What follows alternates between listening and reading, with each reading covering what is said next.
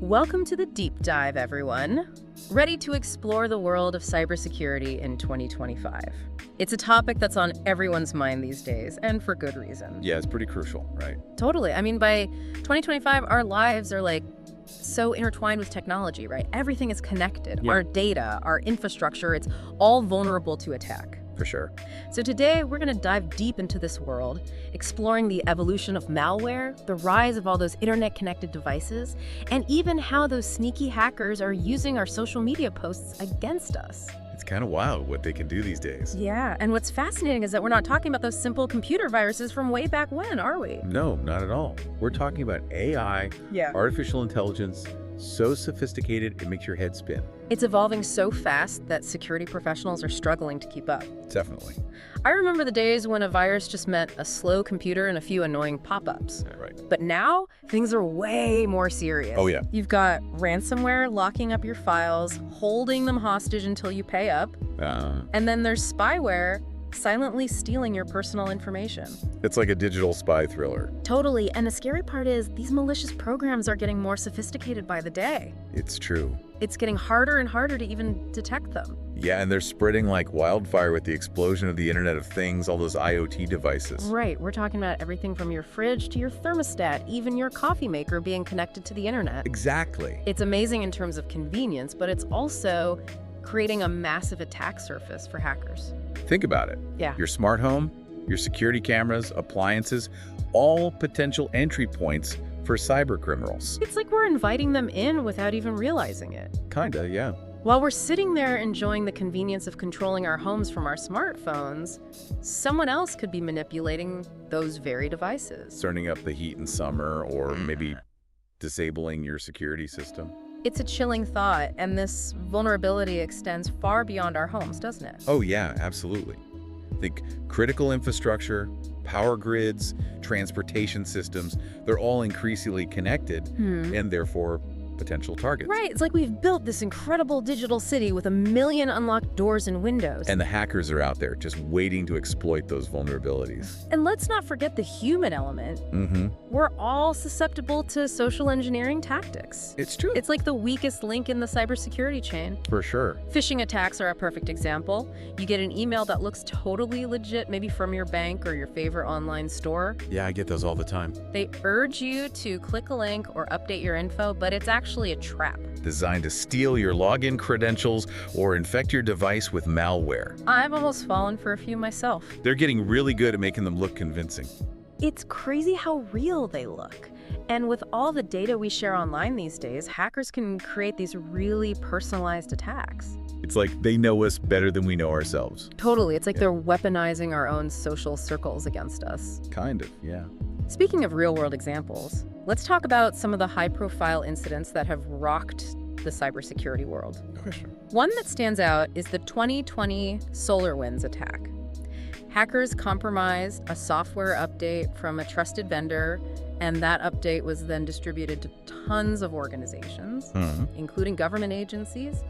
It's terrifying how something as routine as a software update can be exploited on such a massive scale. It was a real wake-up call for a lot of The guys. impact was huge. It affected major companies, government agencies, and it really exposed just how vulnerable our interconnected systems really are. Absolutely, and it went beyond just data theft. They gained access to critical systems, Right.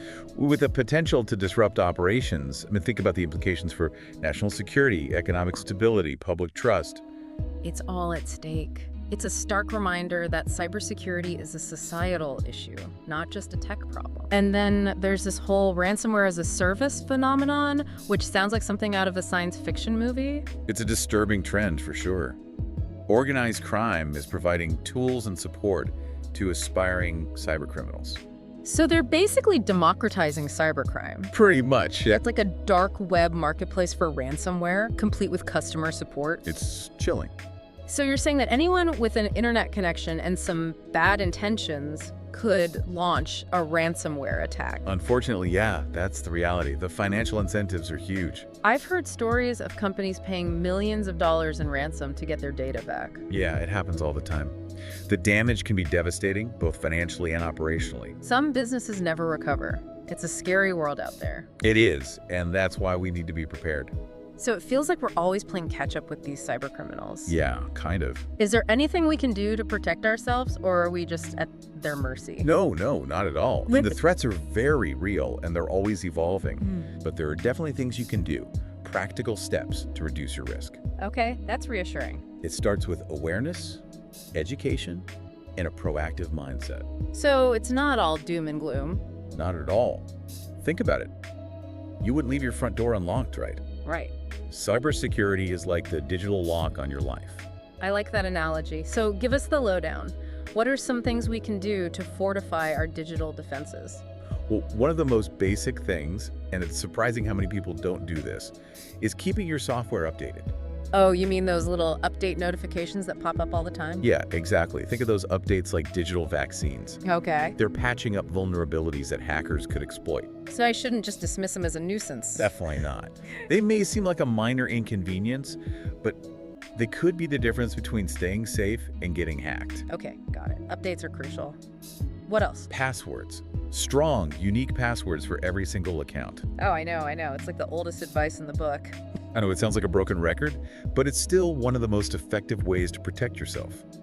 Imagine your passwords as the guardians of your digital kingdom. Make them strong, unique, and unbreakable. Easier said than done. How am I supposed to remember a million different complex passwords? I'm not a computer. That's where password managers come in. Oh yeah, password managers? Are those safe though? It seems risky to put all your eggs in one basket. Well, a good password manager can be a lifesaver, especially if you're like most people who have a ton of online accounts. They generate those ridiculously complex passwords for you and store them securely.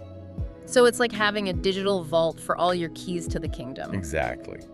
Just make sure you choose a reputable password manager and guard that master password with your life. Right, lose that and you're in big trouble. Exactly. Okay, so passwords, updates. What about all those sneaky emails and messages we get? You know, the ones that try to trick us into clicking on links or downloading attachments. Ah, yes. Phishing attacks. They're getting really good at those. It's like walking through a minefield. One wrong click and boom, you're infected. It's true. Always be wary of unsolicited emails, especially if they ask for personal information or login credentials. Okay. Hover over links before you click to see where they actually go. Right. Scrutinize the sender's email address for anything that looks off. And if you're ever in doubt, contact the sender directly through a known, trusted channel to confirm that it's really them. So think before you click. Exactly. It's always better to err on the side of caution. Good advice. What about public Wi-Fi networks? Oh, yeah, those can be risky. I know, I love using those free Wi-Fi hotspots at coffee shops and airports. They're convenient, but they often lack proper security. Your data is vulnerable to snooping. Think of it like sending a postcard with your private info written on it for everyone to see. Okay, that's a good way to put it. You have to use public Wi-Fi. Try to avoid accessing sensitive accounts like your bank or online shopping.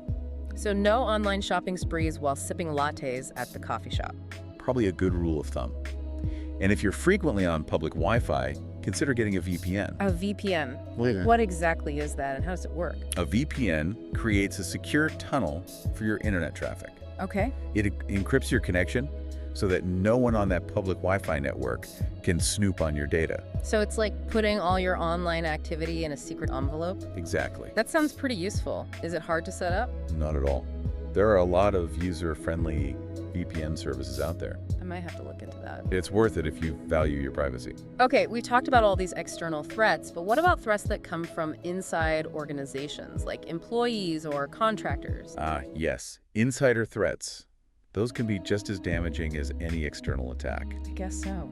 Imagine a disgruntled employee who has access to sensitive data, or a careless coworker who falls for a phishing scam and accidentally gives hackers a backdoor into the company's systems. It's a scary thought. It's not just about keeping the bad guys out, it's also about making sure that the good guys don't accidentally cause problems. Right, so it's a two-pronged approach. Absolutely. Companies need to have strong internal controls, security protocols, and employee training programs. It sounds like cybersecurity is a team sport. It absolutely is. We all have a responsibility to be security conscious and to work together to create a safer digital world. It's a collective effort for sure. We all need to be aware of the threats and share information about what's happening. Exactly. We're all in this together. Speaking of information, where can people go to get reliable advice on cybersecurity? There's so much out there. It's hard to know what to trust. Yeah, you're right. There are a lot of sources out there, but not all of them are created equal. So where should we be looking? Well, government agencies like CISA, the Cybersecurity and Infrastructure Security Agency, are a good place to start. They have a lot of valuable resources. Okay. There are also reputable tech websites and blogs. Just do your research and make sure you're getting your info from a trusted source. Got it. So do your homework and choose your sources wisely. Precisely. And don't believe everything you read online. Double check everything and use your common sense. It sounds like a healthy dose of skepticism is a good thing. Absolutely. A little bit of healthy paranoia can go a long way in protecting yourself online. Good advice. Okay, we've covered a lot today, but there's one more thing I want to touch on. Artificial intelligence, or AI, it seems like it's everywhere these days. It is. How is it impacting cybersecurity? Is it a force for good or a tool for the bad guys? It's actually both. AI is a double-edged sword in cybersecurity. Okay, how so? On one hand, it can be a powerful ally, helping us bolster our defenses and stay ahead of the curve. So it's like our digital guardian angel. In a way, yes. Think of AI-powered security tools as digital detectives. Okay. They can tirelessly analyze massive amounts of data to detect patterns and anomalies that human analysts might miss. Like suspicious login attempts or weird file transfers. Exactly. They can also automate tasks, which frees up human security professionals to focus on more complex threats. So AI is not about replacing humans, but augmenting them, making them more effective. Exactly. But as I said, AI is a double-edged sword. It's always a catch, right? Well, hackers are always looking for new ways to exploit technology. They can use AI to develop new forms of malware, automate attacks, and personalize phishing scams. So it's an AI arms race. The good guys using AI to defend, and the bad guys using AI to attack. Exactly. The future of cybersecurity will depend on who can use AI more effectively. It sounds like we're going to need even more brilliant minds working on this problem. People who understand technology and human behavior. You're absolutely right. The demand for skilled cybersecurity professionals is only going to grow in the coming years. It's a fascinating field, always evolving. Yeah, it seems like it. So we've given our listeners a lot to think about today. It's been a real eye-opener. Definitely. Cybersecurity is a complex topic, but it's one that affects everyone. It's like cybersecurity is a constantly moving target. We're trying to protect ourselves from threats that we didn't even know existed a few years ago. Right. And it's not just a technical issue anymore. Cybersecurity reflects how we live, how we connect, and how much we value security and privacy in this digital age. It's a human issue just as much as it is a technological one. It's like we're exploring this huge digital frontier, and we need the right tools and knowledge to stay safe. But like you've been saying, it's not all bad news. We can protect ourselves. Absolutely. Being aware is so important. The more you know about those threats and what the hackers are up to, the better prepared you'll be. Like, think about learning to drive. You wouldn't just hit the gas without knowing how to steer or brake. Right, so knowledge is power when it comes to cybersecurity. It's about giving ourselves the information and tools we need to navigate the digital world safely. Exactly. And it's not just about each of us taking responsibility.